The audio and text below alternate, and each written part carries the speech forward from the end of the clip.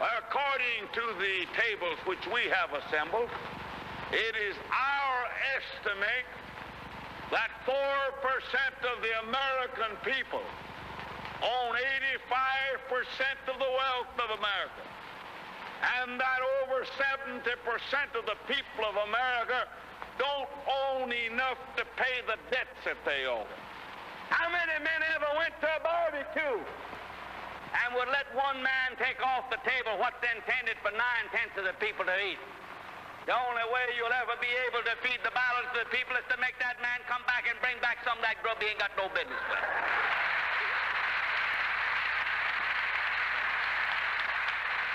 Now, how are you going to feed the balance of the people?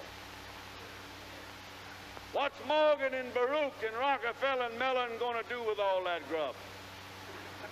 They can't eat it. They can't wear the clothes. They can't live in the houses. Give them a yacht. Give them a palace. Send them to Reno and give them a new wife when they want it. If that's what they want.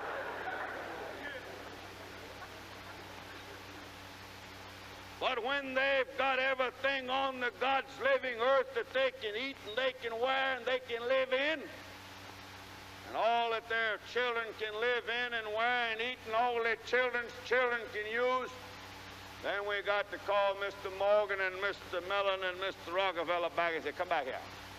Put that stuff back on this table here that you took away from here, that you don't need.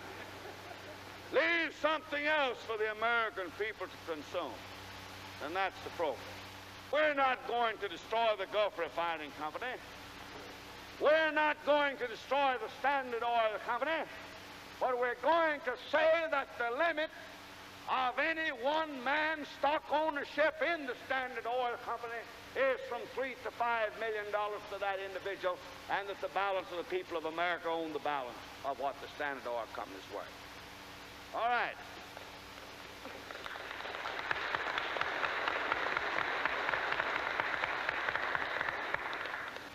Then, we start from the bottom, that the 25 or more million American families shall have a homestead, a home, and the comforts of a home, including an automobile and a radio, the things it takes in that house to live on.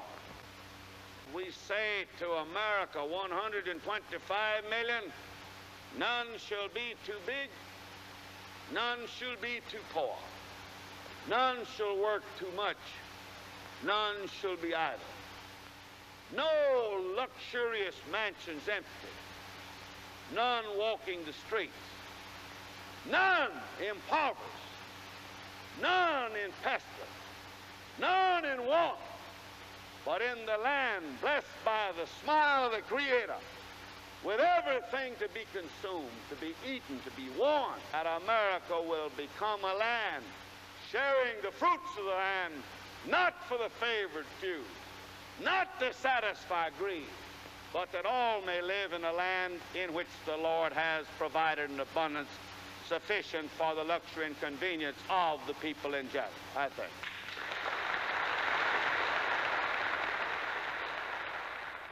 Long record. We live in the wealthiest country in the history of the world. That's where we are right now. How many people in America know that we live in the wealthiest country in the history of the world? Not all that many. You know why? Because they're out there working 50, 60 hours a week. They're worried about how they're going to provide child care for their kids, how they're going to afford to send their college. In too many instances, in the wealthiest country in the history of the world, people are worried about how they're going to put food on the table to feed their kids. The reason that people do not perceive that we are living in the wealthiest country in the history of the world is that almost all of the wealth and much of the income is going to the top 1%. And our job together is to change that reality. There is something profoundly wrong in our country when the top 1/10 of 1%, not 1%, 1/10 of 1% owns almost as much wealth as the bottom 90%.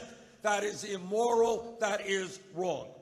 There is something profoundly wrong when we have seen in recent years a proliferation of millionaires and billionaires, while at the same time millions of Americans, folks here in New Hampshire, Vermont, are working 2 or 3 jobs, and we have the highest rate of childhood poverty of any major country on earth. That is wrong, that is unacceptable, and together we're going to change that.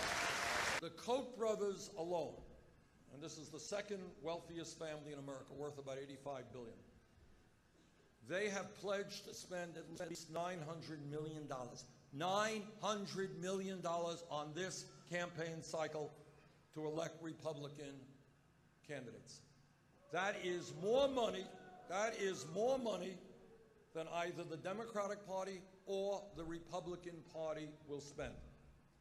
In my view, when you have one billionaire right-wing family spending more money than either of the 2 major political parties, you are not talking about democracy, you are talking about oligarchy, and that has got to end.